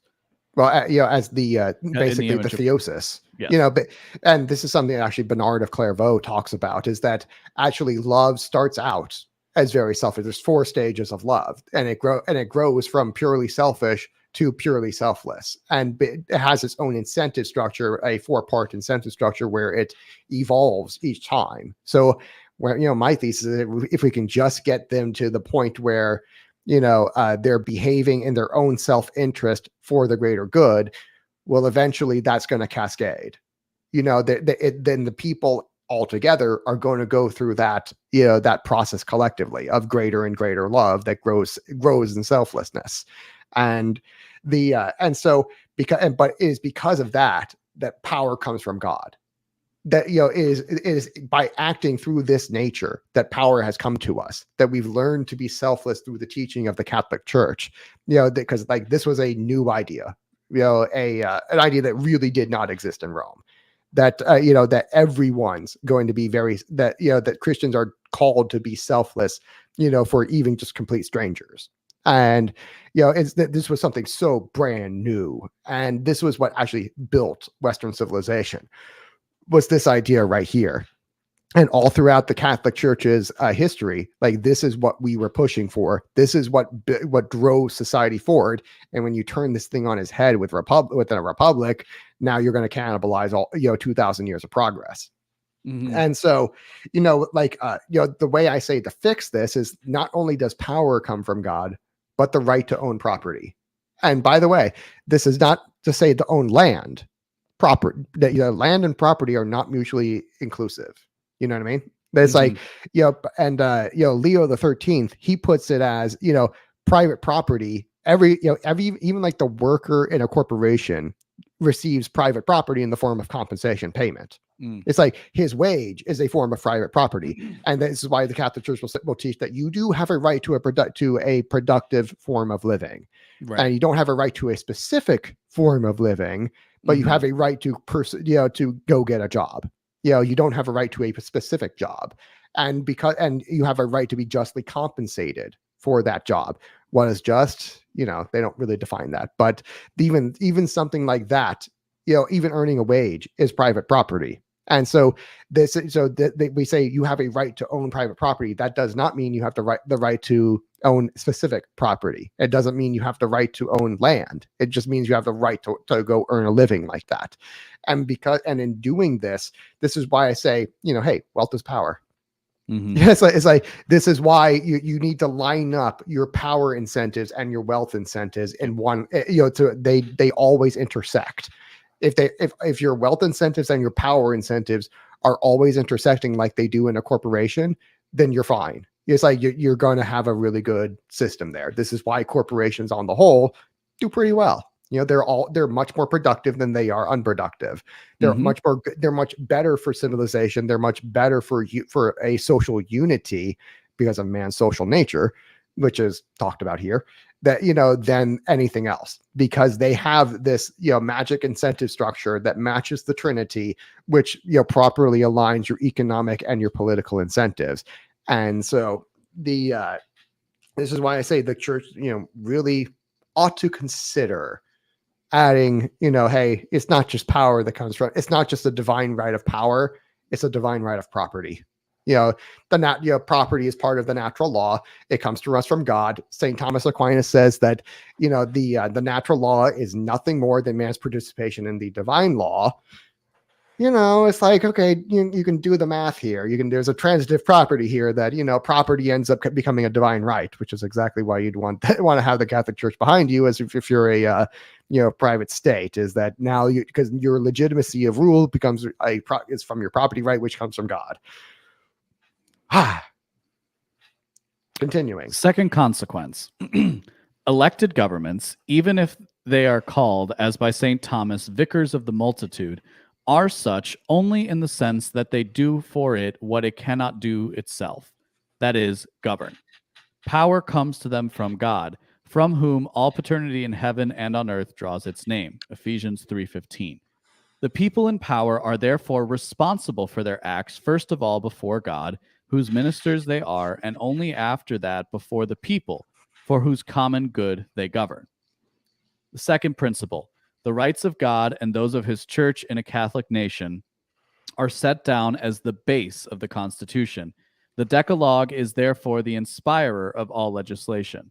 The first consequence, the general will is null if it goes against God's rights. The majority does not make the truth. It has to keep itself in the truth under the penalty of a perversion of democracy. Great comment by Joshua, by the way. I'm glad you're highlighting it. Well, this is why we shouldn't be poor. That way we can influence events towards the good. Yeah. Which is precisely why I despise the people who say, like, oh, well, I'm just gonna, any kind of participation in the system is evil, man. You can't do anything, man. It's all their money, man. It's like, I don't know, dude. I'm in a better position to help myself and my friends now than I was when I was making $30K a year. It's just the truth, dude. I can help people out better. I can help out myself better, which reduces the burden on my family to boot. Like, these are real consequences. So 100% stop being poor. Exactly. And where he says right here the rights of God need to be set down as the base of the Constitution. I'm like, come on, man. It's like this, this is where I say, hey, remember, we, as France, remember, Lefebvre was writing this in the 80s. So he's already on the fourth, French Constitution at this point. And, we're on our fourth right now too, as we just counted earlier. Mhm. And it's like just writing words on a piece of paper. And again, to the Masons and Satanists founding fathers credits, they at least understood that if you write it, that a piece of paper is basically worth the ink it's printed on. Yeah, I should say it's worth about the paper is printed on, and it's nothing more. Piece of papers don't stop anything. What you need is an actual incentive structure that separates powers and et cetera. And they understood that just simply writing, we get our rights from our creator to for like I don't know. I forget what was it? The Constitution does reference the creator. I think it's a declaration, actually.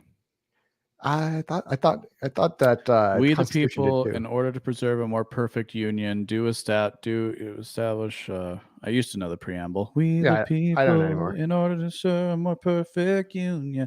All right, let's continue. Anyway, We're almost at 2 hours. Let's But yeah, I mean, you can't just say, hey, we wrote it in the Constitution, therefore it's right. It's like, no, this thing's not worth the paper it's printed on. And it's like, you need a real incentive structure. This is where I say, hey, political philosophy is all bullshit. You need to have you need to distinguish between the formal and informal power structures. Formal, it's like, okay, formally we are getting our power from God. Informally, this is not what's happening. Yeah.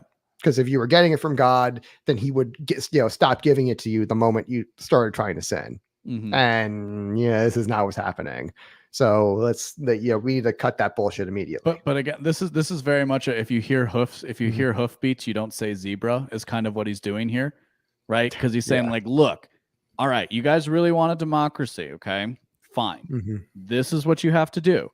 Even all the formal declarations have to be completely in control of Catholic doctrine, because then we, the church, can always point to that and say, see, look, we got the answers. Again, that's how I read this. Yeah, that's where he's going with it, but it's still wrong. And I would also make the point of this is also another great, the majority does not make the truth. And again, to our modern day, I always draw a parallel to the constrained and unconstrained visions of man as put forth by Thomas Sowell. Another great way of trying to interpret the same idea. With reason, Pius XII underlines the danger inherent in the democratic regime against which the Constitution must react. The danger of depersonalization, of massification, and of manipulation of the multitude by pressure groups and artificial majorities. Second consequence, democracy is not secular, but openly Christian and Catholic. It conforms to the social doctrine of the Church concerning private property, the principle of subsidiarity, the education left to the care of the Church and of the parents, etc. Man, we're 0 for 3. We are 0 for 3 on this 100%. One. To sum up, democracy, no less than any other governmental form, must bring about the social reign of our Lord Jesus Christ. Democracy must, all the same, have a king, Jesus Christ. Yeah, and this is the end of the chapter, but yeah, it's like to say that hey, that these are the risks that that will always that basically always happen. Because the economic structure of a democracy is such that it can't not be it can't not massify the people and depersonalize them and basically dehumanize them. This is a decivilizing force. I like this bit of the manipulation of the multitude by pressure groups and artificial majorities, which we've been able to, which progressives have been able to create, as in particular because of the advancement of the internet. They've been able to create this artificial majority, right? That's why you see. That's why when you're you measure it, quote unquote, LGBTQ numbers are through the roof. It's like, okay, 60% of that growth counts for bisexual women who are going to end up in a heterosexual relationship. Yeah. right? Like it's like we're just counting. They're just trying to count things to create an artificial majority. There's been multiple studies done on this, right? Like if you ask people what the population of the what's the density of the LGBT community, they'll say something like 10% when it's 3%. Yeah. Right. If you ask people with the African American with Black Americans, they'll say 50% when it's more like 15%. Like, yeah, again, and that the number. So again, I really liked that line insofar as like what he's talking about, the perversion of it, and he's drawing out, I think, precisely of, I think a certain reader says this and says, okay, well, why would we bother with this then? This seems like a lot of work. Yeah. But again, I think it's also unique to a time. There was another point I wanted to make. But it's like, I was going to say it, also that it conforms to the social doctrine of the church concerning private property. Doesn't do that one. The principle of subsidiarity. It really doesn't do that one. And education left to the care of the church. Lol. Right. It's like these and its parents and of the parents. Right. And of the parents. How could we forget, dude? But this is the thing, right? It's not even the case, right? This is the Catholic Church. This is supposed to be that most evil of institutions that has the strongest patriarchal structure that's ruined humanity in the view of the enlightened leftist of modern day. Yeah. Right. And even it says in the exact same breath, in the exact same sentence, it is the church and it is the parents who should be in charge of the education of children. Exactly. And and it's like, and think about just from a Democrat's incentives. It's like you need to be controlling people's thoughts in order to manufacture consent, which is the thing we just said in the prior thing. Is that how are they going to make artificial majorities? You don't think that having 12,000 hours, or I don't know, what is it? It's like 12,000 hours of public school education is going to have something to do with creating artificial majorities. Like, of course it is.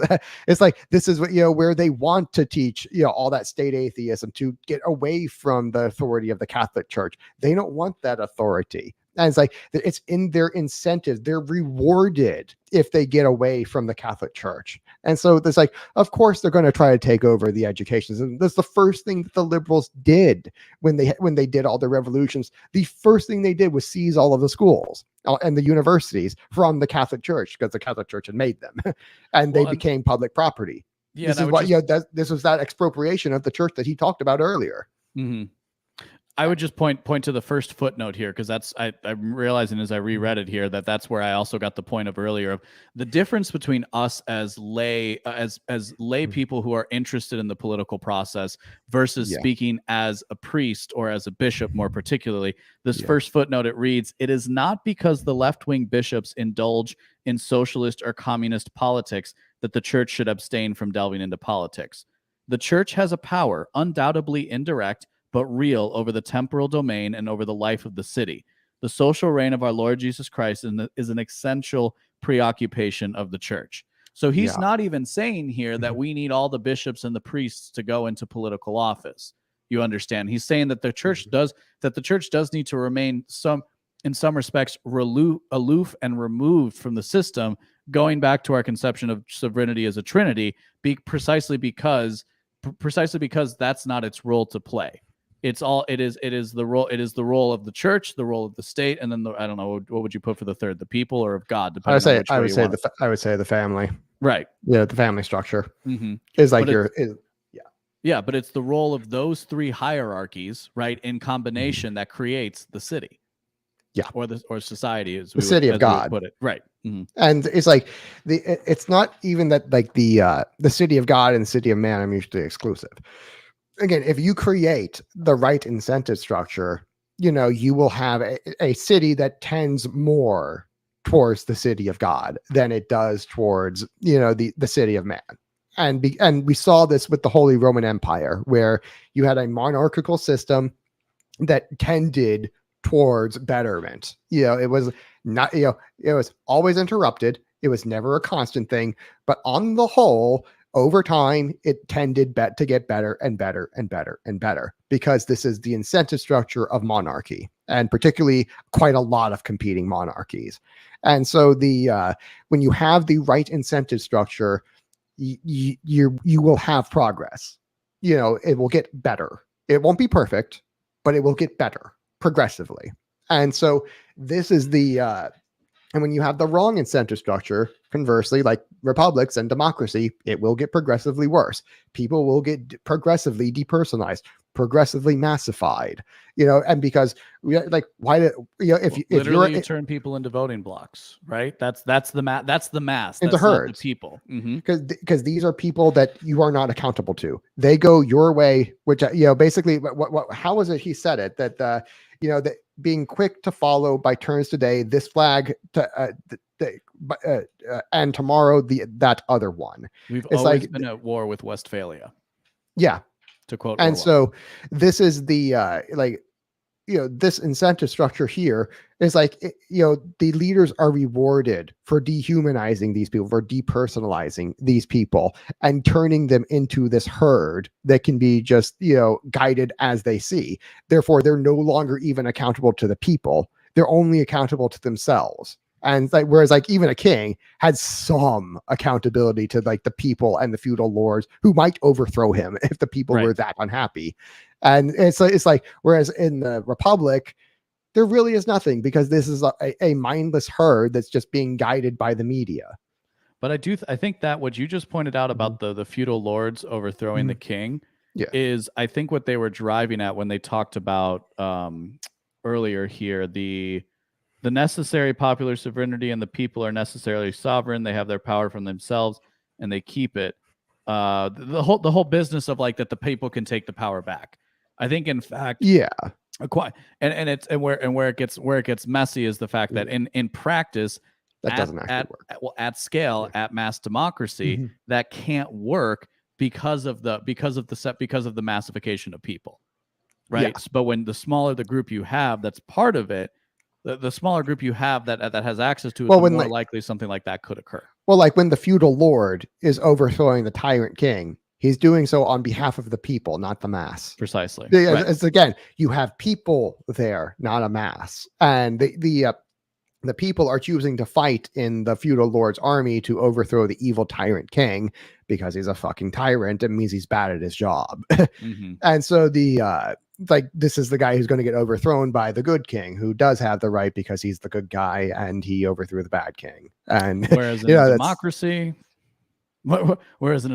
the good person gets washed out in the first 30 minutes. Yeah, I mean, you pointed out Rand Paul earlier, right? One of the best. Probably one of the better people in American politics today. Oh yeah, washed out of the presidential cycle. He will never get within 100 miles of the of being elected, I should say. I mean, he works in Congress, so technically. Ted Cruz, who's one of the slimiest of the slime balls, and hey, listen, that means he's useful for certain things, but he's a slimy politician. He came in second. Yeah, it's like, and somehow Donald Trump managed to get in there. I'm not sure how that. I'm still, it's like the media just made him a strategic error in picking him. Yeah, that's what all that was. Well, the Hillary Clinton campaign did. Yeah, exactly. And so but yeah, and so this is like, this can't work.